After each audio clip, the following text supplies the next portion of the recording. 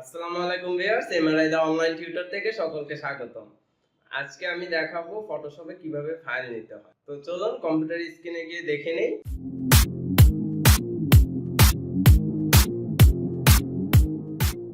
ফটোশপে file open করার জন্য চারটা অপশন আছে। আমি এক এক করে চারটা অপশনে দেখিয়ে দেব। প্রথমে আমরা ফটোশপটা ওপেন করি।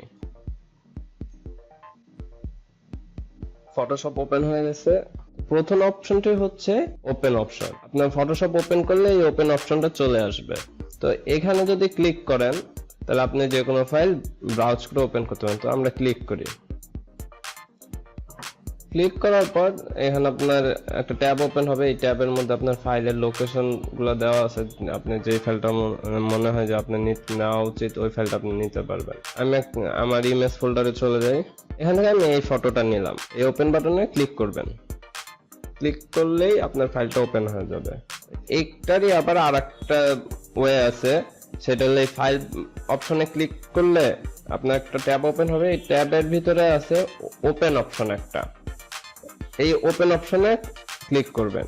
ক্লিক করলে আবার সেম ট্যাব ওপেন হবে। তো আপনার যে লোকেশন থেকে ফাইল নিতে ওই লোকেশনে গিয়ে সিলেক্ট করবেন। ধরেন আমি অন্য আরেকটা ইমেজ নেই, ধরেন এই ইমেজটাই নিলাম। এই যে ওপেন হলো। এই হলো একটা অপশন গেল। এবার দ্বিতীয় অপশনটি হচ্ছে আপনি অ্যাডোবির ব্রিজ সফটওয়্যার ইউজ করে ফাইল নিয়ে আসতে পারেন ফটোশপে। তো আমরা ব্রিজ সফটওয়্যারটা আগে ওপেন করি। এটা হচ্ছে ব্রিজ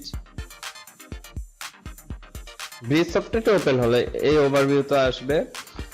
তো এইখানে আছে আপনার ফাইলের লোকেশন, কোন লোকেশন থেকে কোন ফাইল নিতে চান। দিস পিসিতে ক্লিক করলে আপনার পিসির সবগুলো ড্রাইভ আপনি দেখতে পারবেন।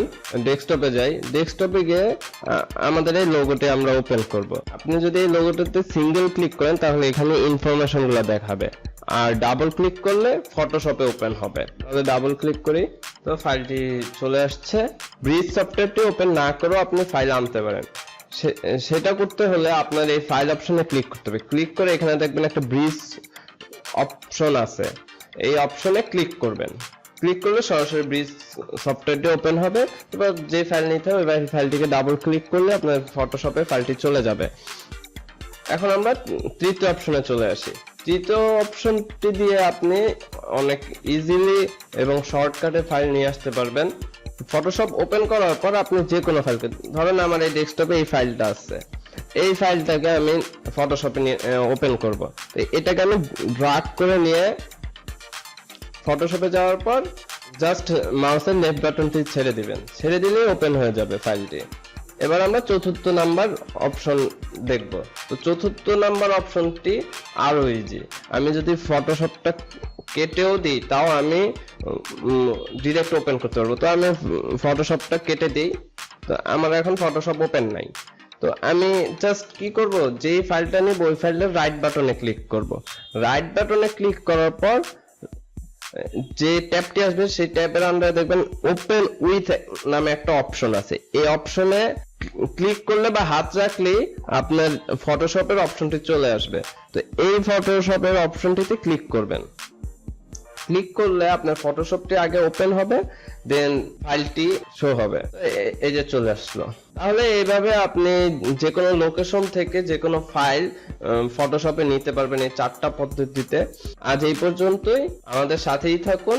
সবাই ভালো থাকবেন। আসসালামু আলাইকুম।